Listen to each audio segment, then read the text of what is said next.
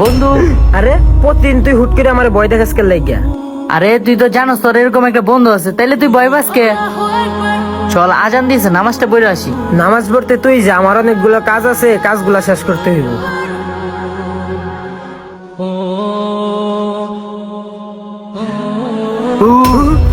দেখছস বন্ধু, তোরা আবার ভয় দেখাইছি। আমি তো বসতে দিছিলাম না, এই কারণে তুই আমার ভয় দেখাতে পারছো। ঠিক আছে বন্ধু, এর পরের বার থেকে রেডি থাকিস। আসরে আজান পড়ে গেছে গা, চল নামাজটা পড়ে আসি। বন্ধু, নামাজ পড়তে তুই যা, আমার অনেক কাজ আছে। বন্ধু দাঁড়া। আবার কি হইলো? বন্ধু, আমি তোমার যেটা বুঝাইতে চাইতাছি, আমি যেমনে এমনি হুট করে আইসা পড়ি না, একদিন তোমার কাছে মৃত্যু এমনি হুট করে আইসা পড়বো, তখন তুমি প্রস্তুত থাকবা না। আমরা তো আমলই করি না, আমাদের যদি হুট করে মৃত্যু আইসা পড়ে, আমরা আল্লাহর কাছে গিয়ে কি জবাব দিমু? বন্ধু, মৃত্যু এমন একটা সত্য যেটা যে কোনো টাইমে যে কোনো জায়গায় হইতে পারে।